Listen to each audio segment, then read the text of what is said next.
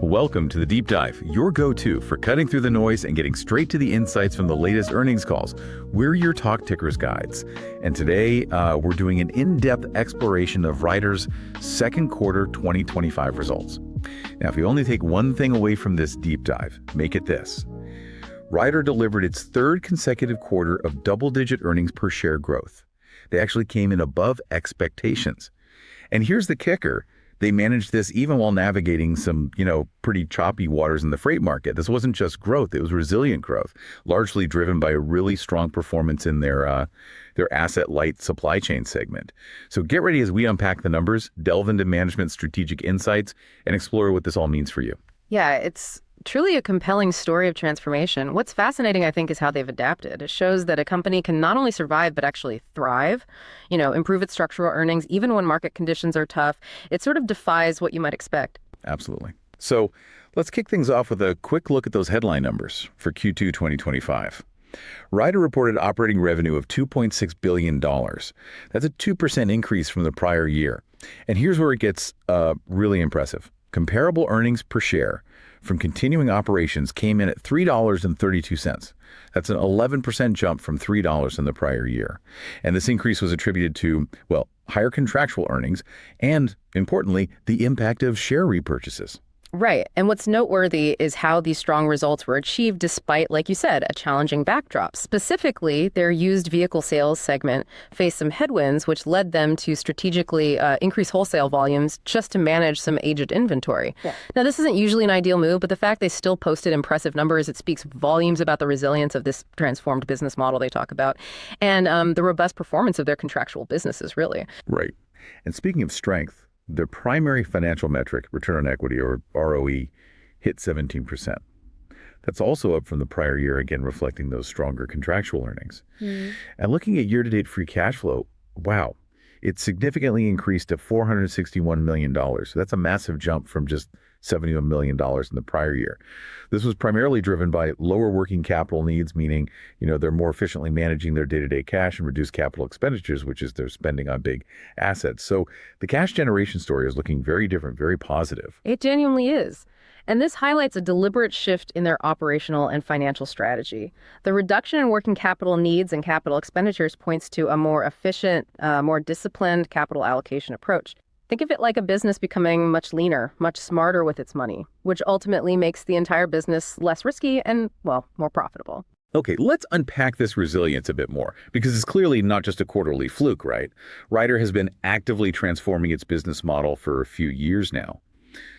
What does this all mean for the company's structural earnings profile going forward? How is it fundamentally changing who they are? That's really the core of the story. Their strategy is clearly shifting their revenue mix towards asset-light businesses. So, to give you some context, back in 2018, the majority of their revenue came from fleet management solutions, FMS. That's their more asset-heavy business, owning and leasing trucks, maintenance, all that. Now they expect 60% of their 2025 revenue to come from their asset-light supply chain solutions, SCS, and dedicated transportation solutions, DTS, segments. That's a significant leap from just 44% in 2018. It's a fundamental reorientation. Wow, that's a massive strategic pivot in just a few years. So what kind of impact is that having on their bottom line? Well, it's projected to deliver meaningfully higher earnings and returns. For 2025, even with freight market conditions expected to remain near trough levels, meaning, quite low, a tough environment, comparable earnings per share are expected to be between $12.85 and $13.30. Now, to put that in perspective, that's more than double the $5.95 they earned during the 2018 peak freight cycle. Okay, hold on. Better results in a downturn than during a previous peak. Exactly. Think about that. Performing better now than during a prior peak. And return on equity is also forecasted to be around 17%, up from 13% in 2018. This structural improvement is a critical point for, anyone looking at their long-term viability. Here's where it gets really interesting, I think. This structural change isn't just about better earnings, it's also driving substantial capital deployment capacity. They're becoming a bit of a cash-generating machine, building up a huge war chest. Absolutely. Ryder's robust cash generation is allowing for significant capital deployment. It's quite impressive. They anticipate generating approximately $10.5 billion from operating cash flow and used vehicle sales proceeds over just a 3-year period. And if you add to that $3.5 billion in incremental debt capacity, they have roughly $14 billion available for capital deployment. This kind of flexibility is a game changer for them. So $14 billion. Yeah. How are they planning to unleash all that capital? What's the plan? Well, about $9 billion is earmarked for replacing their lease and rental vehicles and for paying dividends. That's kind of the baseline stuff. But this still leaves around $5 billion for flexible deployment. About half of that is allocated to growth capital expenditures, primarily in their high-growth supply chain solutions segment, that SCS business. The rest is available for discretionary share repurchases, basically buying back their own stock to boost shareholder value and strategic acquisitions. And they've already been quite active here. In 2025 alone, they've returned $330 million to shareholders through buybacks and dividends. And since 2021, they've repurchased about 21% of their outstanding shares. That's quite a lot. Yeah, it is. They also increased their quarterly dividend by 12% annualized and by a substantial 57% since 2021. So returning a lot of value. And their free cash flow forecast got a big boost too, didn't it? I saw that number jump. It did, yeah. Their free cash flow forecast was increased by $500 million to a new range of $900 million to $1 billion. And a notable benefit here comes from the permanent reinstatement of tax bonus depreciation. Ah, okay. Explain that quickly. Sure.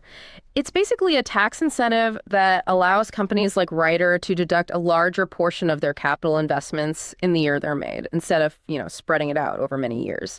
This put approximately $200 million cash directly into Ryder's hands this year.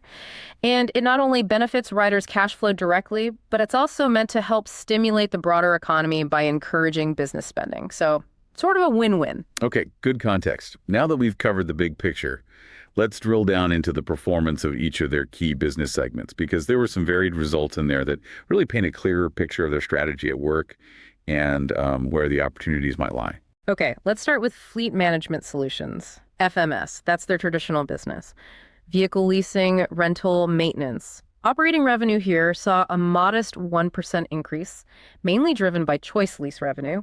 However, pre-tax earnings were down to $126 million. And that was primarily due to those weaker freight market conditions we talked about.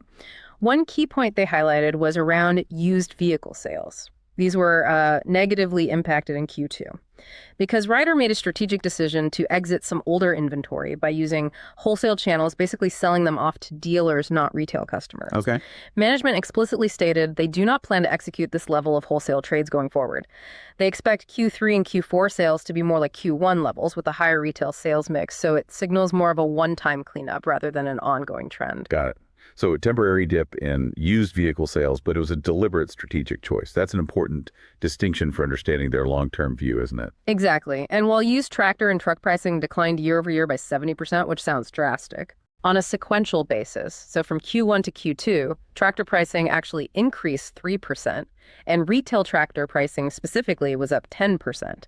Importantly, management noted that used vehicle pricing remains above their residual value estimates, meaning they're still selling them for more than their calculated depreciated value. Okay, so they're not underwater on those assets. No, exactly. They're not concerned about these temporary dips. They stated that current levels are the lowest in 25 years, sure, but historically they rebound. Right. And what about the rental fleet? That's another key part of FMS. How did that perform? Well, rental results continue to reflect weak market conditions. But there's a little silver lining. Utilization on their power fleet actually improved slightly to 70% from 69% in the prior year. And that was even on a 7% smaller active fleet. This was actually the first year-over-year improvement since Q3 2022. They've also continued to strategically shift capital spending and rental towards trucks, which now represent about 60% of their rental fleet, so adapting to demand. Overall, though, FMS pre-tax earnings as a percentage of operating revenue was 9.7%. That's still below their long-term target of low teens. It indicates that, the segment's full potential really hinges on a recovery in rental and used vehicle sales. Okay, so FMS is kind of waiting for the market to turn, but making smart internal moves to optimize in the meantime. What about their other segments, particularly asset-light businesses, driving this transformation? Right. So Supply Chain Solutions, SCS, was the standout performer, like we mentioned earlier. This segment focuses on managing logistics, warehousing, transportation for other companies, asset light. Operating revenue was up 3%, and earnings increased an impressive 16% from the prior year. This was driven by new business wins and improved performance from their initiative to optimize their omni-channel retail network. SCS pre-tax earnings as a percentage of operating revenue was 9.7%. That's right at the high end of their long-term target. Wow. Yeah, it reflects a strong value proposition and, frankly, disciplined management. They anticipate top-line growth to accelerate in Q4 for this segment, too. Okay, so that's a clear winner in their portfolio, really driving that asset light shift. And then the third leg, dedicated transportation solutions, DTS. How do they fare? For DTS, this is where they provide custom vehicle fleets and drivers for specific customers. Operating revenue actually decreased 3%. And that was due to a lower fleet count, which directly reflects the prolonged freight downturn. Customers are less eager to expand dedicated fleets right now. Makes sense. However, despite the revenue decrease, pre-tax earnings actually increased 1% year over year. How'd they manage that? Well, it was largely due to acquisition synergies from their Cardinal acquisition and also better driver recruiting and retention, which helped offset those revenue headwinds. DTS pre-tax earnings as a percentage of operating revenue was 7.9%, which hits their long-term high single-digit target. So even here, profitability was maintained despite a tough top-line environment. Okay, so putting it all together, what does this mean for their outlook? What are they expecting for the rest of 2025 and beyond, given these segment performances and the broader macro conditions? Well, for the full year 2025, Ryder's comparable EPS forecast is updated to a range of $12.85 to $13.30. This is higher than the prior year's $12, and it factors in those stronger contractual earnings and the benefits from strategic initiatives. These are more than offsetting the challenges they still face in rental and used vehicle sales. And they have specific initiatives driving this growth, even in a challenging market, right? It's not just hoping for the market to lift them. Yes, absolutely. They expect to realize approximately $100 million in pre-tax earnings benefits from multi-year strategic initiatives by year-end 2025, with about $70 million of that being incremental to 2024. These initiatives include things like lease pricing adjustments, maintenance cost savings, those Cardinal acquisition synergies we mentioned, and SCS network optimization. And crucially, these are structural changes, meaning they're not dependent on a market upturn to deliver value. Okay. Furthermore, management also outlined a significant opportunity for an additional $200 million annual pre-tax earnings benefit by the next cycle peak. That would primarily come from the cyclical recovery of rental and used vehicle sales in FMS when that eventually happens. Right, so there's built-in upside potential when the market finally turns. Are they seeing any signs of that turn yet, especially with that record-level lease pipeline you mentioned they talked about? Yeah, that's the interesting part. Despite a strong sales pipeline, especially in leasing and what they called a record-level lease pipeline, the prolonged freight downturn and just general economic uncertainty, it's causing some customers, particularly in lease and dedicated, to sort of delay decisions, pump the brakes a bit. Ah, okay. So the pipeline is there, but conversion is slow. Exactly. Management expects minimal improvement on this front in the back half of this year. They think the benefits are more likely in 2026. However, they are seeing a pickup in sales activity on the supply chain side, the SCS segment. And interestingly, lingering uncertainty around tariffs was also mentioned specifically as a factor holding back customer decision-making. Tariffs, huh? With potential for significant activity once that clears up. So that's a key external factor to watch. Okay, this whole deep dive really highlights a company that has strategically positioned itself to not just manage through tough times, but to actually improve and deliver. Why should our listeners care about this beyond the immediate numbers? What's the aha moment here for them? Right. Well, you should care because Ryder's narrative is like a textbook example of transforming a business model to thrive, even in challenging market conditions. Their deliberate focus on resilient contractual revenue streams means they can outperform prior cycles. The fact that they are generating materially higher earnings and returns in today's trough market than they did during a prior peak freight cycle, that's the critical aha moment here. Yeah, that really stands out. It signals that their balanced growth strategy, as they call it, has fundamentally de-risked the business and significantly increased its return profile. It's like building a stronger, more efficient ship that can sail faster even in rougher waters, Precisely. It really changes the long-term outlook. Yeah. And additionally, their insights into macro trends like that permanent reinstatement of tax bonus depreciation, which helps Ryder, but also, importantly, stimulates the broader economy, and their detailed comments on the nuances of used vehicle pricing and fleet mix. All of that offers a deeper understanding of the whole logistics and transportation sector. It helps you grasp not just what happened in their business, but why it matters, and what potential signals to watch for in the broader economic landscape. Like those tariffs. Exactly, like tariff resolutions or signs of the freight market rebalancing. It helps you connect the dots beyond just one company's results and gives you sort of a forward-looking playbook. All right, well, speaking of forward-looking, it's time for our This Is Not Financial Advice segment. This is where we pitch an outrageous but plausible trade idea based directly on insights from the call. Remember, folks, this is purely for entertainment and to spark your own research. Don't call your broker based on this. Okay, let's have some fun. Given everything we've heard, particularly Ryder's strong balance sheet, that record-level lease pipeline just sitting there waiting to convert, and the historical lows in used truck pricing, which are starting to show some signs of a rebound, at least in their retail channels. Here's a thought for our hypothetical investment committee. The uncertainty release, long play on Ryder. Ticker. Okay. Uncertainty release. I like it. What's the trade?